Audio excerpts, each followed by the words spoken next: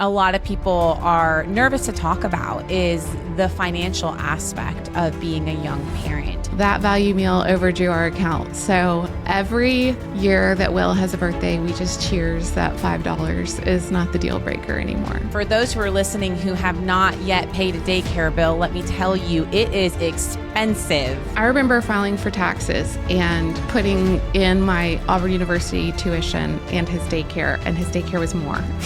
I mean, we're talking about anywhere from $800 to $1,000 plus a month. It is nearly impossible, and that's one of the beautiful resources that Baby Steps is able to provide our student moms. There's no way I would have been able to pay for daycare on my own. Today, I'm thrilled to share the inspiring story of a devoted supporter of Baby Steps. From navigating an unconventional long-distance romance to becoming a stepmom and a student mom, Claire has walked a path filled with trials, triumphs, and a lot of growth. Get ready to hear how she balanced the demands of young parenthood, persevered through financial struggles, academic setbacks, and discovered resilience and purpose in the most unexpected moments. If you're listening to the podcast for the first time, Unplanned and Untold is completely donor funded. You can leave a tax-deductible donation through the link in our show notes if you believe that no student mom should face an unplanned pregnancy alone. You can also leave a 5-star review for free if you love the show as much as I do. Please welcome Claire Goldman to Unplanned and Untold. Well, Claire, I appreciate you coming on today. You and your husband have been longtime supporters of Baby Steps. So I have heard your beautiful story before and can't wait for everyone else to hear it. But in order for our audience to fully understand your unplanned pregnancy journey, it's important they understand the long history behind you and your now husband's relationship.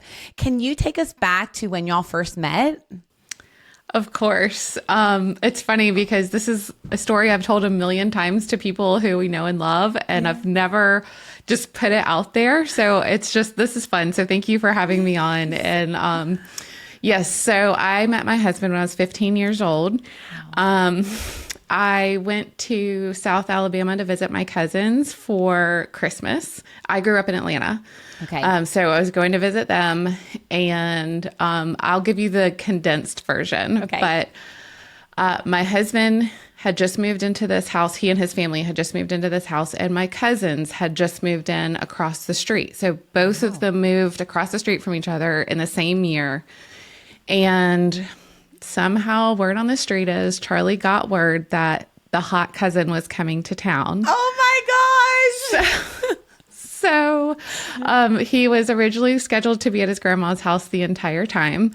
And because hot cousin was coming, he came back a day early to see what this was all about. And he invited us all to go deer hunting with him. Oh my goodness. So y'all have known each other since 15? 15. The rest is history. I went home and told my mom's best friend I was going to marry him. So the goal for my parents was to keep us apart for the next 4 years. And we failed.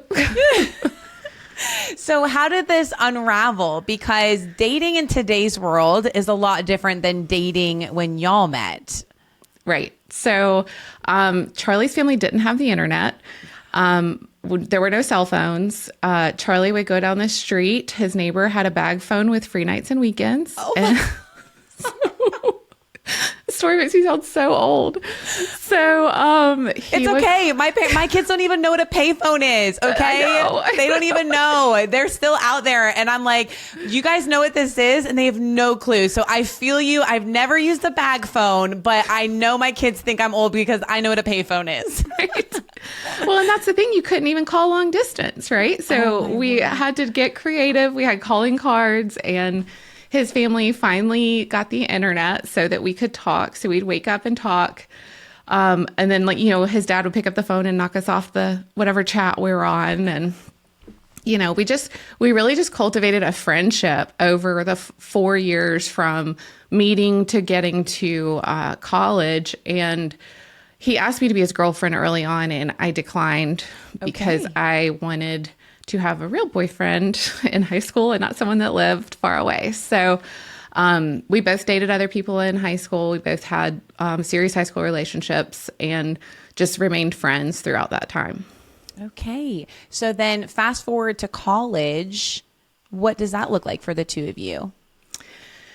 So college was, I guess, let me rewind for just a minute, because Charlie, one thing that's probably relevant is that Charlie's high school relationship resulted in a child. Okay. So when that happened, I decided I was good. Like, I'm moving on. Nobody wants to be, 18 stepmom, whatever. Right. So by the time we got to college, I was adamant I was not going to end up with him. So I got a scholarship to Auburn. Charlie was going to Auburn, and we immediately were. I mean, there was just chemistry. There was this connection. Right. And so I fought it hard. All that semester. He loves this story. And I could not, I was like, there's nothing on paper that tells me that I should choose this man and be a stepmom. And, like, everything that I was taught is this is not the way to go. But he was my person. So I think it was sometime around November that year, I finally just surrendered, and we said, okay, we're officially going to be a couple. And had to kind of work through what that meant as a stepmom too, and like, how does this kind of progress? And again, we knew each other so well; we were very close already, and that was kind of a crazy year. We were not excellent students. We went from being, so far apart to finally being able to be together that we didn't go to school very often. So. Second semester, we decided we were just going to go ahead and get married. So my word. How old were you two at this point? I was 19 and Charlie was 20, and it was my freshman year of college. But we were like, we can't function. Like, we're not functioning right now. Right. We're just like watching Judge Joe Brown and like doing nothing. Right. So I really think it was some kind of level of separation anxiety. Sure. So my poor parents, I had not told them that he had a kid.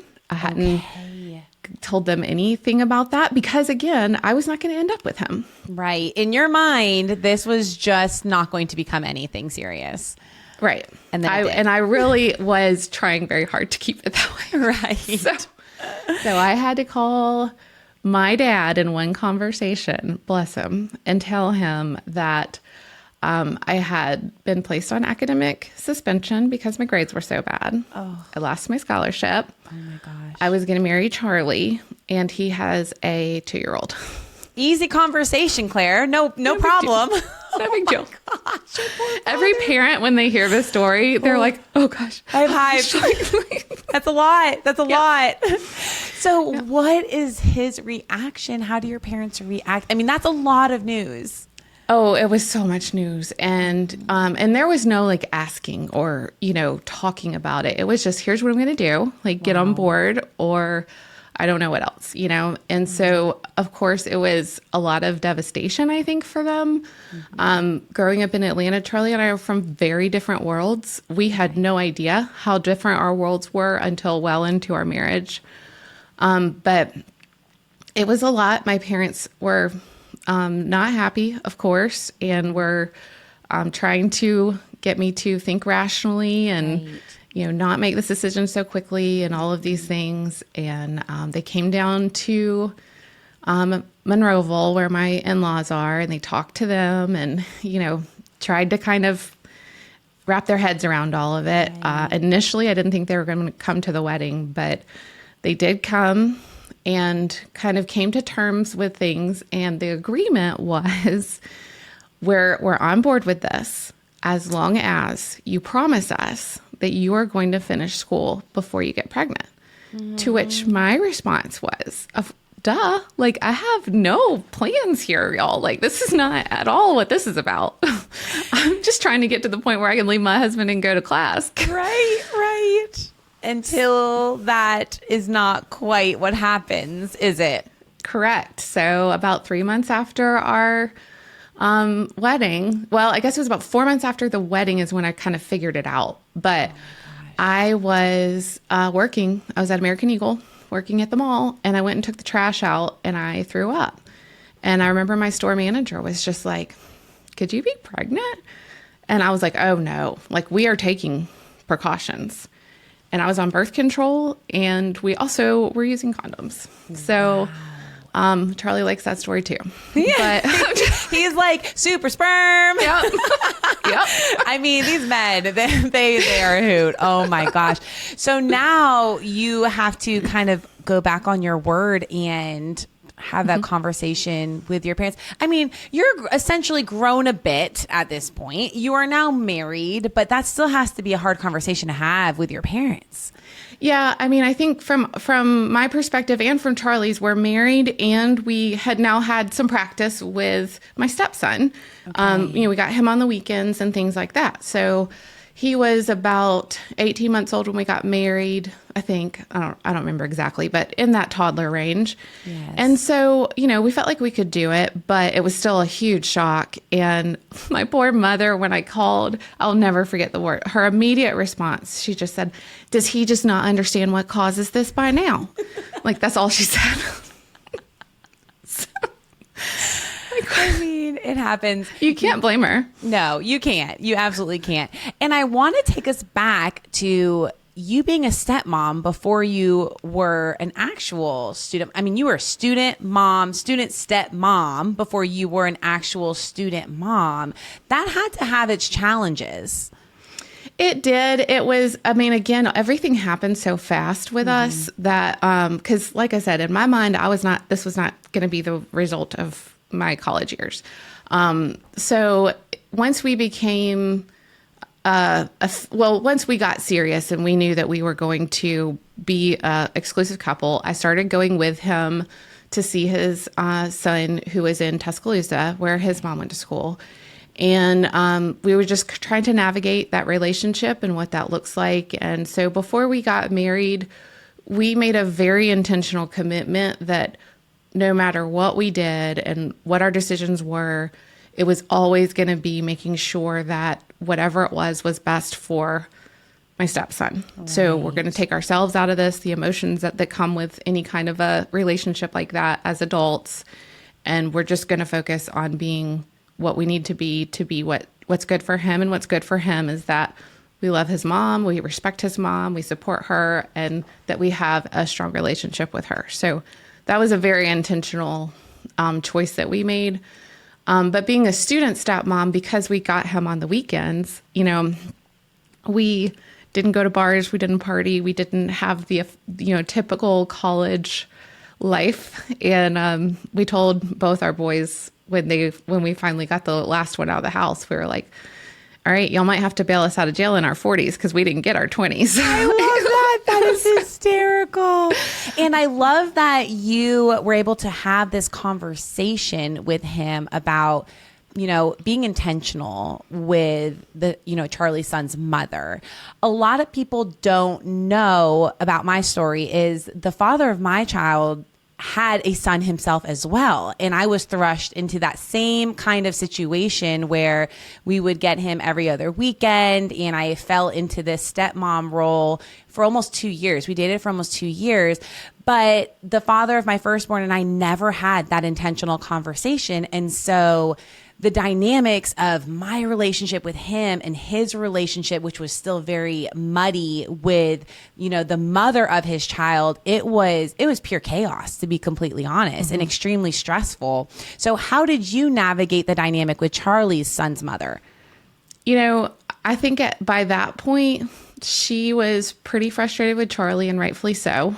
And, but she was very open to communicating with me. So she and I just did all of the planning. Wow. Early on, the two of them had drama that was, before once we were involved. And so right.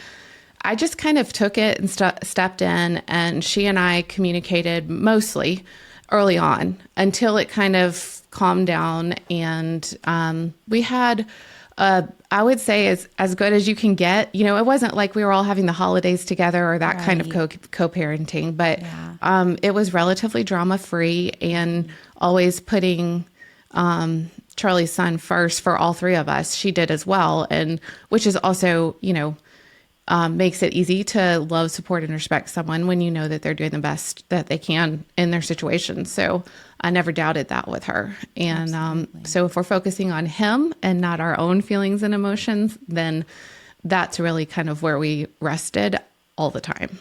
How did she react to finding out that, y'all are 19 years old, just gotten married, and now there's going to be a sibling to her child, that you're pregnant, essentially? I have such a clear memory of this. We went to her front door to pick up my stepson. And when we were like, all right, well, we need to go ahead and tell her. We told her, and she was the first person that we told that responded with congratulations. And so that was really impactful for me. I'm sure in her mind afterwards, she was like, WTF or whatever. Yeah. But for me, it was like, oh, I forgot that this can be good news. Right. And, because it's been so traumatic and stressful to everyone we've told. So that was pretty special for me.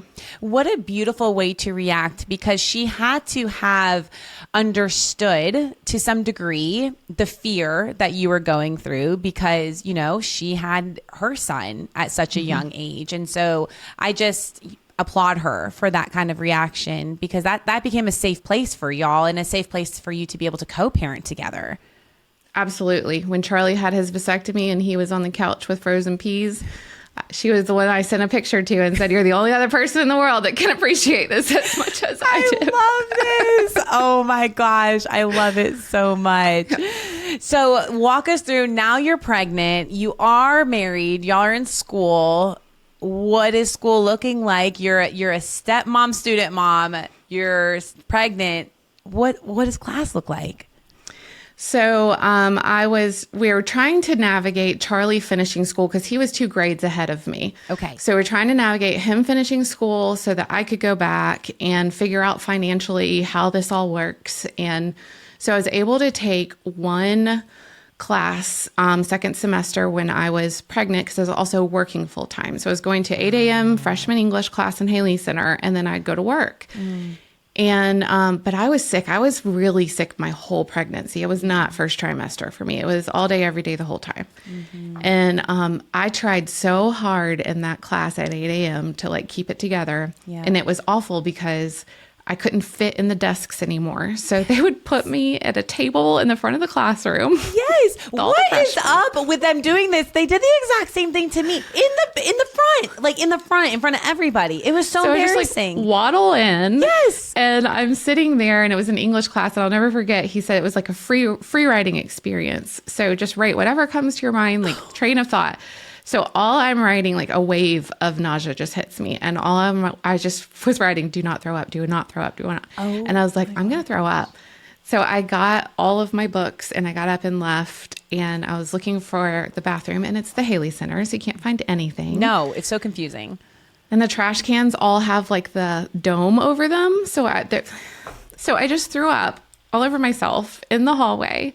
And the security guard had to come escort me to the bathroom so that I could get cleaned up. And Charlie was in a math class then too. So I just got cleaned up, put my jacket on over myself, and went and sat outside his class and cried until he got out. Oh my goodness. I can't even imagine how embarrassing that was. Yeah, it was mortifying. It was absolutely mortifying. Those memories stick with us forever. Mm-hmm. They really, really do. Yes. Oh my word. So how do you make a plan to complete college? I mean, you were really sick. I was really sick. Will was born in June. And so my initial plan was that I would, have the summer to be home with him, and I'd go back in August. I was very this is happening. We are doing this. Okay.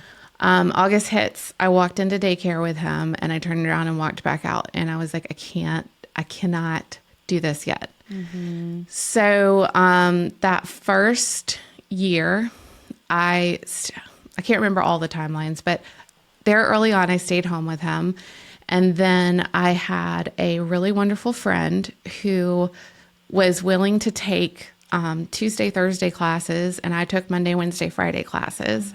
And so we tag teamed back and forth. Okay. And then I actually met someone in one of my classes who did the same thing for me the next semester. Wow. So I was able to keep him out of daycare until he was 2. Okay. And then my parents agreed to pay for daycare so that I could keep going to school. So wow, what a gift. There's no way I would have been able to pay for daycare on my own, but they were able to support that. Such a gift. For those who are listening who have not yet paid a daycare bill, let me tell you, it is expensive. I mean, we're talking about anywhere from $800 to $1,000 plus a month. It is nearly impossible. And that's one of the beautiful resources that Baby Steps is able to provide our student moms, because I don't know how you would do it otherwise. I had to intentionally work at a daycare. They were so kind to give me a discounted rate, but there was no way I would have been able to afford it and stay in school. I remember filing for taxes and putting in my Auburn University tuition and his daycare, and his daycare was more. Wow. Like, I mean, it's like how Yeah. it is quite the financial situation, especially when you're so young. Yes. So how do you end up finishing school? What do you have to complete? What kind of regimen do you have to have in place? Oh my gosh. It was sheer determination of, I made this promise and I am going to do this. Like I said, freshman year, before all of this happened, we did not accomplish much for school. So I managed to get 3 whole credit hours. And after that, so I was basically starting from nothing. Right. And I finished in 3 years, and I took 18-hour summers, and I just went as hard as I could all the way through. Wow. And then Charlie at the time, what was he doing? So Charlie was working, and because of his age difference in grades, and then also the time that I stayed at home with Will, Charlie graduated in 08 and in 05, and I graduated in 08. So we kind of tag teamed school. Wow. So he had finished and was working, and then I went back, and honestly it was kind of fun. I was, a little bit older than the rest of the students, but had such a good time meeting people, and Charlie and I are in the same field. So we were both in the horticulture program. Wow. And he's an excellent student. So all of the study groups were at our house. We would put Will to bed early. I was making dinner anyway, so just make like a big pot of soup or something. And everybody would come to our house and study, and Charlie would quiz us and all of that. So we had a really wonderful college experience. We just had zero money and also had to balance, being parents. Yes. I think that's an aspect a lot of people are nervous to talk about, is the financial aspect of being a young parent. How hard did y'all feel that burden? I know we talked about childcare, but I mean, it is a huge financial burden to be in school, even to be having one spouse working and then having a child. Well, and Charlie was working, making $11 an hour, landscaping. Like $11. It was not like he was really he was working, but Yep. Granted, this was 20 years ago, so it was livable, right? But to give you some context, I'll tell you this story. When I went into labor with Will, we went to the hospital, and on the way, Charlie decided that he just had to have a Wendy's value meal. And on your way, hold as on. One does. Your husband, while you are on the way to the hospital in labor, needs to stop at Wendy's for a meal. I love this. It was a full-on need. He, and to be fair to him, my water had broken, but I hadn't started contractions yet, so it wasn't miserable, right? But then he's like, "Yeah, I'm hungry. I'm hungry." So he pulls in, gets a value meal at Wendy's, and brings it with him to the hospital. And they're like, "Sir, she's not supposed to be eating." He's like, "Don't worry, I'll stay away from her." So he's eating his food in the corner. Wow. But we didn't have that much money in our account. That value meal overdrew our account. So every year that Will has a birthday, we just cheers that $5 is not the deal breaker anymore. But it was down to the penny. We didn't have anything. Wow. And y'all have come such a long way, and we'll get into that a little bit later. But how did it feel to finally graduate? Oh gosh, I got chill bumps when you said that. very accomplished, that I could do it. Honestly, even when Charlie graduated, I remember telling him, like, we can move. We can go to Birmingham or Atlanta or somewhere where you can make more money and like get a real job. And he was like, if you're going to get a horticulture degree, you're going to get a horticulture degree from Auburn University. And I, at the time, didn't know like what a value that was, but it was huge. It was awesome to be all the way through to walk and to do it, and and have my son cheering for me. Yes. And what does life look like now? Oh man. So now our kids are 20 and 23. Oh my gosh. And so we are living the dream. We have a landscape company in town, and we service Auburn, Opelika, and the lake. And I worked as a landscape designer, and as our company grew, we grew a design team. So my professional life is much more demanding now than it was when the boys were little, and I'm grateful I had that flexibility when they were small. But we sold our house in Auburn when Will was finished with school and made the lake full time because our office is in Waverly, so we can get there in 30 minutes. So that's pretty awesome. And it just looks like, as far as life for us, it's supporting our kids in whatever way that means for them. Right now, that kind of means transitioning into this like friend zone with them, which is pretty cool to see them become little productive humans. Yes. And they're not little; they're both over 6 feet tall, but they're adorable. Oh my gosh.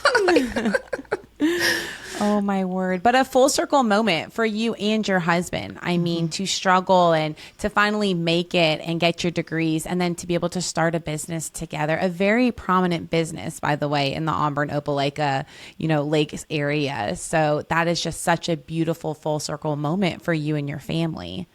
Yeah, it's been really cool to see. And it's funny because I think your podcast is so perfectly named, but nothing in my life has been planned, including the success of our company. We've really not been overly strategic about things. We just focus on the things that we're passionate about and treating people well and, doing the right thing. And the success that has come. And we've been so blessed to have an amazing team and people that work with us. And when we look back at things, we're just blown away. And when Will turned 20 last year, that was kind of like another milestone for me. It was like, first day of kindergarten moment where it was like, holy cow, how did we do this? And we like pulled out old pictures and looked at things, and we were just like, this is crazy. And so, yeah, it's really cool to see both the boys just growing and learning and being amazing. Wow. And you and your husband have been such gracious donors and supporters of Baby Steps for quite some time. And what is it about the Baby Steps program that resonates with you the most? Gosh, when I heard about Baby Steps, I was like, sign me up. What do you need? I think as a student mom, when I say that we had a wonderful college experience, we did. But it was very lonely to not know anyone else in that season of life. And so, we would go to church and we would try to meet people, but when you're 20 years old and you've got a baby and everybody else is in their 30s and kind of a lot more put together than me, then it was really hard to connect. So we would teach preschool. We would teach whatever age Will was, and that would help us to meet people. But we just really never had community. Everybody was very kind and wonderful with us, but the community aspect of Baby Steps for me is I just think about in my own life what a game changer that would have been.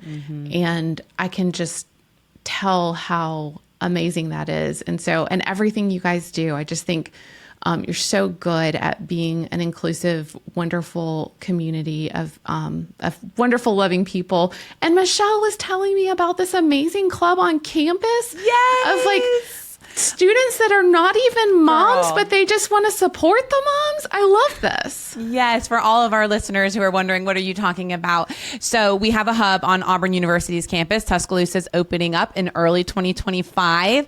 But we have a club full of college students. I mean, there's like 100 of them, Claire, and they are not student parents. They are simply students who want to give back to their colleagues who are parents, who are student moms. And when you see the outpouring of love from people who've never experienced this situation, I mean, it has brought me to tears more times than I can count, because college is the time where I feel like the world tells you, you can be selfish. This is about you. Go explore, YOLO. But yet there's a group of people on Auburn's campus, college students, that say, I want to give back to our community. And there is a population of underserved, very much forgotten student moms, and we want to fill that gap for them. And it just brings me to tears, to be honest, because I can't believe it. It really blows my mind. It was crazy. She said I was looking at one of the pamphlets y'all had, and it said like Baby Steps Club or something. Mm-hmm. And I was like, what is this? And I was like, wait a minute, they're not parents. They just want to help. Yes. This is amazing. So I really love that. And I think that's such a wonderful thing to have, not only, other student moms to connect with, but also to be able to connect with other Auburn students in general that want to support. That's awesome. Absolutely. And shout out to any club members who are listening. You are valued and you are appreciated beyond belief, truly. Well, Claire, thank you so much for hopping on the podcast today and for sharing your journey with us. I mean, your vulnerability and your ability to just be open and honest with a story that sometimes can be kept hidden truly is admirable. So thank you. And I hope this story reaches other women facing similar challenges. And we're super grateful for your voice. It's making a huge impact. Thank you so much for having me on. I really appreciate it. And thank you for everything that y'all do at Baby Steps. Oh, well, thank you. And to all of our listeners, we hope to have you back for our next episode of Unplanned and Untold. Bye-bye. Unplanned and Untold drops new episodes every other Wednesday. We're available on Spotify, Apple Podcasts, and YouTube. Don't forget to subscribe and give us a 5-star review if you love this episode. I'm Caitlin Willing, and this is Unplanned and Untold.